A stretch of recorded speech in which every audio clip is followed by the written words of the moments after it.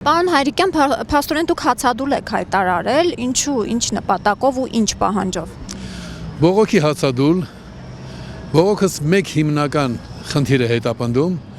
եթե Հայաստանը ունի վարչապետ, ապա այդ վարչապետ է նրանով, որ պարտականությունների շրջանակում ինքը իր պարտականությունները պիտի կատարի։ Պարտականությունները ամրագրված են օրենքով։ Եվ ինքը մի շատ կարևոր դրույթ, երևի ամենակարևոր դրույթը, դրա մասին առանձին խոսեմ, Թավարության հետ խախտելուց հետո նախազգուշացում է ստացել, իսկ ամսի 5-ին ես իրեն ուղղակի կոչ արեցի ներկայանալ խոստովանությամբ, ընդունել, որ ինքը հանցանք է գործել, ձգտել ստանալ մեղմ պատիժ, խոստացա, որ ես էլ շատ հետամուտ չեմ լինի, որ ծանր պատժի արժանանա։ Բայց ինքը շարունակում է ոչ միայն պաշտոնավարել, այլ քիթը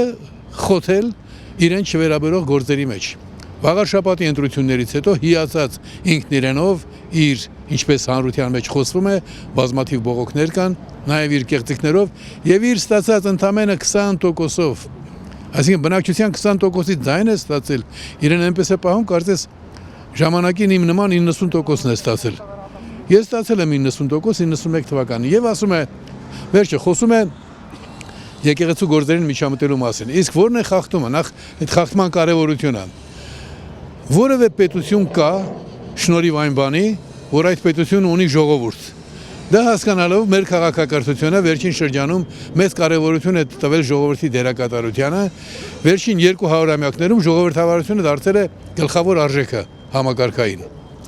Հիմա եթե դու խախտում ես ժողովրդավարությունը, դու նշանակում է իրավազրկում ես ժողովրդին։ Մեր սահմանադրության մեջ էլ է գրված, որ իշխանությունը պատկանում է ժողովրդին, ժողովրդավարությունը Հայաստանը ժողովրդավարական պետություն է։ Եվ այստեղ մի կարևոր նրբերանգ կա, որի մասին մեր քաղաքական գործիչները այնքան էլ լավ իրազեկված չեն։ Ժողովրդավարության մասին սահմանադրությունից բացի միայն մի օրենք կա, դա սահմանադրական օրենք Հայաստանի կուսակցությունների մասին սահմանադրական օրենքն է։ Այդ օրենքում ասված է 21-րդ հոդվածում. Կուսակցությունների համար երաշխավորվում է ընդդիմադիր գործունեություն իրականացնելու ազատություն։ Այդ թվում եւ կարդամ հիմնականը պետական եւ տեղական ինքնակառավարման մարմիններին պաշտոնատար անձանց ներկայացնել անհատական եւ կոլեկտիվ հանրագրեր։ Թվում էր թե սրանով պիտի ավարտվի, բայց հոդվածը ունի շարունակություն, որոնք համապատասխան մարմինների եւ պաշտոնատար անձանց կողմից օրենքով սահմանված կարգով ենթակա են քննարկման։ Հիմա տեսեք ինչն է այստեղ կարևորը։ Բազմաթիվ մարդիկ, բազմաթիվ քաղաքական ուժեր տարբեր ժամանակներում ներկայացրել են իրենց բողոքները, չգիտեմ, որ մեկը քննարկվել է, մյուսը չի քննարկվել, հանրագրերը պիտի քննարկվեն։ Ես ինքս, երբ քննարկվում էր պետական հիմնարկի հարցը, անձամբ տվել եմ նախագիծ, Ալեն Սիմոնյանը խնդրել է, որ իր հետ քննարկենք, ինքը ասել է, որ կփոխանցվի, դրան չի պատասխանել։ Շատ կարևոր էր։ Իմ տունը ազգային թանգարան դարձնելու մասին նույնպես դիմել եմ, դրան նույնպես չի պատասխանվել։ Խոսել եմ հարկերի մասին, չի պատասխանվել։ Ես տարբեր այլ գրությունների մասին կարող եմ խոսել, բայց այդ ամենը դնում եմ մի կողմ, խոսում եմ մի փաստի մասին։ Հայաստանում իշխանափոխությունը տեղի է ունեցել հանուն նոր սահմանադրության։ Մերժիր Սերժին, այսինքն այն Սերժին, որը սահմանադրություններ ընդունել եւ այդ սահմանադրությամբ երկարացնում էր իր իշխանությունը։ Հետո տեսեք ինչ կատարվեց։ Հետո Նիկոլ Փաշինյանը 2 տարի ինքն իր տված գլխավոր խոստումից ետ կանգնելով, 2 տարի ետ կանգնելով, հետո որոշեց այդ ճնշմանը չդիմացավ, երբ իրեն ասում ենք դու բան ես խոստացել, ստեղծեց սահմանադրական բարեփոխումների հանձնաժողով, հետո էլի հանձնաժողով, հիմա սա ինչի եմ հիշեցնում, ստեղծեց հանձնաժողով, նշեց ժամկետներ եւ չկատարեց, դրանք էլ են օրինախախտումներ, լուրջ խախտումներ են, որովհետեւ նորմատիվ իրավական ակտի պահանջները կատարելը դա օրենքի պահանջները կատարելուն հավասարազոր երևույթ է, երբ ինքը չկատարեց եւ դրանից առաջ մենք տվել էինք հանրագրեր հենց այս թեմայով։ Դու չես կարողանում փոքրիկ, մեղավոր չես։ Եթե երեխան տգետ է, անգրագետ է, անշնորհք է, ինքը դրանում մեղավոր չի։ Դու որպես մեծ պիտի իրեն օգնես։ Տրվեց իրեն օգնություն, տվեցինք 1 անգամ, 2 անգամ, հետո կուսակցություններով հավաքվեցինք, համատեղ ներկայացրեցինք նախագծեր եւ հայեցակարգ եւ սահմանադրության եւ այնպիսի հայեցակարգեր, որոնք աշխարհում վիճակը ընդհանրապես փոխում են, ոչ միայն Հայաստանում, այլ աշխարհում, որովհետեւ դրա հիմքում ընկած էր մի բան։ Այ օրինակ վաղար շաբաթի ընտրությունները 3% հավաքած կուսակցությունը չի անցել։ Բայց դա ինչ է նշանակում։ Նշանակում է այդ կուսակցությանը ձայն տված մարդիկ իրավազրկվել են առաջիկա երկար ժամանակով։ Իրենք ներկայացուցիչ ունեն։ Այդ հարցերը բոլոր լուծվում են սահմանադրության նախագծում։ Ինքը դրանք այդ վախենալով, տեսնելով որ անառարկելի ճշմարտություն է մատուցվում, դա թաքցրել է։ Հիմա պարոն Հարիկյան, ինչ է կարծում, ձեր այս քաղաքական ակցիան կգրավի իրենց ուշադրությունը, ինչ որ հարցում կլսեն, չեն լսի, թե կշարունակեն ինչպես բնորոշ է իրենց։ Կարգին մարդիկ ապրում են եւ պարտավոր են ապրել ոչ թե Նիկոլներով, այլ Աստծով։ Ես գիտեմ, որ ծառայում եմ ճշմարտությանը, իսկ ճշմարտությանը ծառայելը նշանակում է առավելագույն օգուտ բերել։ Տեսեք, իրավագիտության մեջ իրավ բառն է, իրավը նույն ճշմարտությունն է։ Եթե մենք խոսում ենք իրավական հարցերի մասին, պետք է այդ հարցերում լինենք հետևողական։ Ես նախորդ օրինակը որ բերեցի, ինքը ոչ միայն չի դրել քննարկման, որը ինքնին հանցագործություն է, այլ իր չկատարած գործում իրեն մեկնած օգնության ձեռքը մերժել է ի վնաս մեր ժողովրդի։ Այդ ամենի հետևանքով մենք այսօր, տեսեք, արդեն խոսում ենք նոր սահմանադրության մասին, այն դեպքում, երբ որ այստեղ էլ մի հանցավոր երևույթ կա, դրա դեմ նույնպես բողոքում եմ։ Ինքն իրավչություն։ Դու ով ես այ 20%-անոց լավագույն դեպքում կեղծիքներով հանդերձ 20%-անոց ոչնչություն։ Դու ով ես, որ ինքնուրույն որոշես, որ մենք պիտի նոր սահմանադրություն ունենանք։ Դու ինչպես ես կարողանում քո հոգևոր հայրիկ Լևոն Տեր-Պետրոսյանի ներդրումը անտեսել, որից ես այն ժամանակ էլ գոհ չէի, ասում էի, որ կատարյալ չի եւ հետո մասնակցել եմ։ Այո, երբ դու ձեռքերը ծալած նստում ես, նշանակում է դու ի սկզբանե քեզ դատապարտել ես պարտության, բայց երբ ինչ-որ գործ ես անում, այդ դեպքում գոնե դու կարող ես հաջողության հույս ունենալ։ Դա հիմնական բանաձևն է։ Պարոն Հարիկյան, փաստորեն փաստային է, որ մարդիկ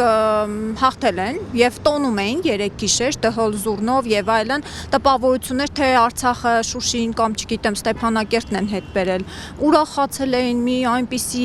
փառապանց հաղթանակ է սա ՔՊ-ի համար, որ եւ արդյոք սա կարելի է ենթադրել, որ հատուկ էր ընտրված վաղաշաբաթում իրենց հաղթելը, հաշվի առնելով, որ մայրաթորի վրա իրենց հարձակումները եւ այլն, որպեսզի ցույց տան, որ փաստորեն ժողովուրդը աջակցում է իրենց այդ ապօրինի քայլերը, քվեարկելով հոգուտ իրենց։ Այլ հարց է, որ կեղծիքներ են եղել, հոսանքը չկար մոտ 2 ժամ տեղամասերում։ Դե ես ձեր ասած երևույթի մասին ասեմ նախ առաջ մի բան։ Երբ տեսնում եմ, որ ինչ-որտեղ մարդիկ, հայ մարդիկ ուրախանում են կամ Հայաստանի քաղաքացիները ուրախանում են, ես ուրախանում եմ, որ ինչ-որ մարդիկ ուրախանում են։ Հետո գալիս է առողջ բանականությունը, հետևում ես, դա հորթային ուրախություն է, թե իսկապես առողջ ուրախություն, որտեղ մենք գիտենք, չէ, գժանոց մտնես, գժանոցում բոլորը հրռում են, ուրախանում են։ Դու կարող ես ասել ինչ լավ է, չեն հեկեկում, չեն լացում, բայց առարկայորեն պիտի բոլոր երևույթներին նայես, մենք այդ բոլոր մարդիկ, որ հրռում են, պիտի եթե մարդ լինեին, մարդ ոչ թե երկոտանի, այլ մարդ։ Պիտի ասեն, տեսնես մեր անկախության պայքարի առաջնորդը, ում ճիքերի շնորհիվ, իհարկե համաշխարհային հանրության հետ, ես մենակ ոչինչ անել չէի կարող, բայց շատ կարևոր է, որ ճիշտ զգում ես համաշխարհային հանրության ուղղությունը եւ ինքդ էլ նպաստում ես այդ ուղղության ճիշտ զարգացմանը։ Տեսնես մեր ազգային անկախության առաջնորդը ինչ կարծիքի է բոլորի մասին, մի հատ հարցնեմ։ Հետո պիտի այդ բոլոր մարդիկ դրանից շատ վաղուց առաջ ասեին, լսիր, այ Նիկոլ Փոքրիկ կամ Նիկոլ Խեղկատակ, դու մի քանի անգամ հանրագիր ես ստացել կուսակցությունների ստորագրությամբ, ինչն է պատճառը, որ չես քննարկում, այդքան վախկոտ ես, կոպիտ բառեր կարելի էր ասել, բայց զսպեմ ինձ, այդքան փոքր ես, այդքան անուժ ես, այսինքն ես այստեղ ասպարեզ եմ բերում, տեսեք, բազմաթիվ հարցեր նշեցի, բայց դրանք թողնում եմ մի կողմ, խոսում եմ մի բանի մասին։ Ես բողոքում եմ այն բանի դեմ, որ իր պարտականություններ չկատարող թշվառական անասունը, եթե իշխանություն ունես եւ պարտականություններ չես կատարում, կամ քրեական հանցագործ ես, կամ ճակատիդ պիտի գրես անասուն։ Պարտականություններ ունես, պիտի կատարես։ Այդպես ես շուն ունեմ, մարդ որ գալիս է պիտի տունս պաշտպանի, չի պաշտպանում, դառնում եմ ասում անասուն է, իր պարտականությունը չի կատարում։ Բայց այս դեպքում ես իրավունք չունեմ հանդուրժողականությամբ վերաբերել նրան, որ ինքը ժողովրդի իշխանությունը տապալող քայլեր է կատարում։ Անասուն ամենամեղմ բառն է, որ կարելի է այս դեպքում ասել, որովհետև դու ոչնչացնում ես օրենքով Հայաստանի ժողովրդին տրված իրավական հնարավորությունը։ Եվ սրա դեմ ոչ թե ես մենակ պիտի բողոքեմ, այլ բոլոր հայերը։ Ես հիմա առայժմ պիտի գամ բոլորը կանգնեն կողքից։ Այն մարդու կողքին, ում կողքին մի անգամ կանգնել են, 2,400,000 ձայն են ստացել նրա գաղափարների համար եւ որով դարձել են միջազգային իրավունքի սուբյեկտ։ Այսօր ես պարտավոր եմ ի տարբերություն մյուս բոլորի պարտավոր եմ կոպիտ խոսքերով կարգի հրավիրել։ Դու անբան անասուն չես, որ քո պարտականությունները չկատարելու մասին քեզ ասում են, դու էլի շարունակում ես չկատարել։ Ընդհանրապես կրկնում եմ 12 օր առաջ դիմում եմ տվել, որում ասել եմ՝ տղա ջան, գնա դատախազություն խոստովանիր, որ դու 7 անգամ խախտել ես 21-րդ հոդվածի 5-րդ կետը, 21-5 հետաքրքրական է, 21 թվին ընտրվեց, 5 տարի հիմա լրանում է, չէ՞։ Այստեղ էլ խորհրդանշական կապ կա։ Գնա ներողություն խնդրի, այդ սխալները էլ ուղղիր։ Սխալներն ուղղել նշանակում է լսել այդ քննարկման արդյունքների նաև իր մասնագետների կարծիքը։ Այնպես որ ես փորձելով մնալ իրավական մակարդակի վրա պարտավոր եմ սաստել ամենախիստ խոսքերով։ Նա ով իր պարտականությունները չի կատարում եւ դրա համար աշխատավարձ է ստանում, նա անասունից էլ վատն է։ Այնպես որ այս խոսքերս համարեք մեծագույն նախազգուշացում։ Պարոն Հայրիկյան, հիմա այդ մարդու գործողությունները, քայլերը ցույց են տալիս, որ ինքը ոչ մի խորհրդի, ոչ մի բանի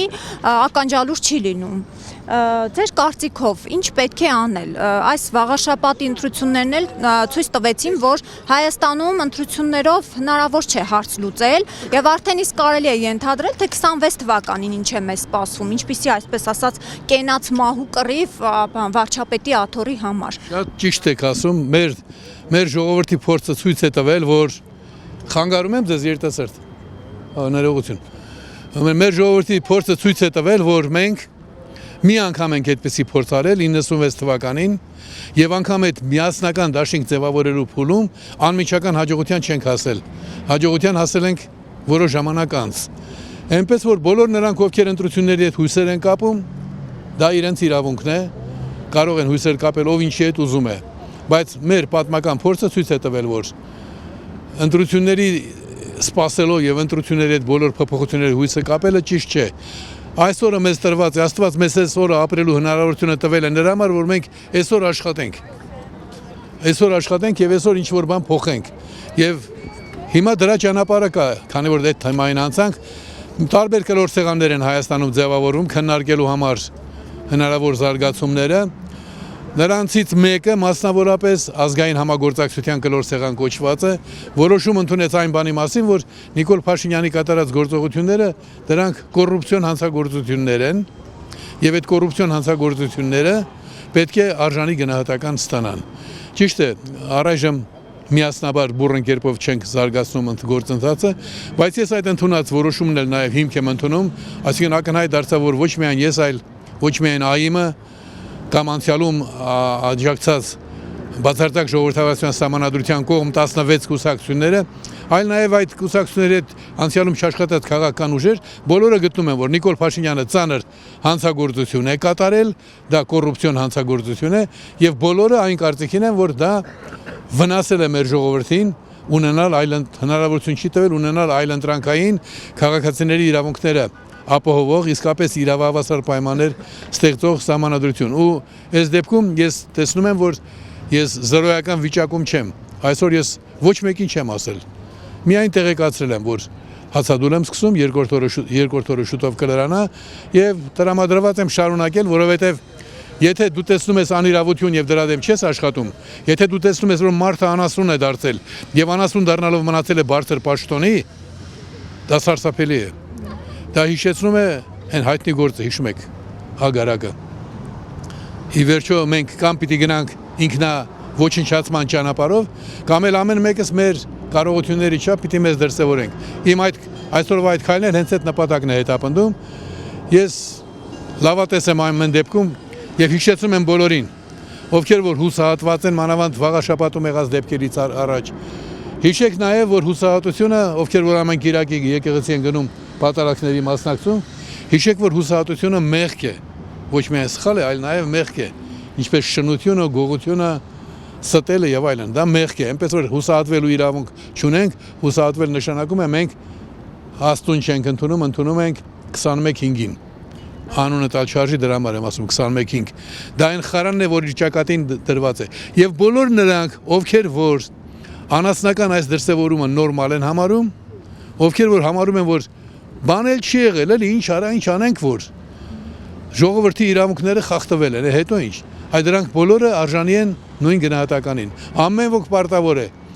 այս 21-5-ի անունը տալիս միայն 21-5 ասել, ուրիշ ոչինչ։ Հանցագործին այն քրեական հոդվածը, որով ինքը պիտի պատժվի։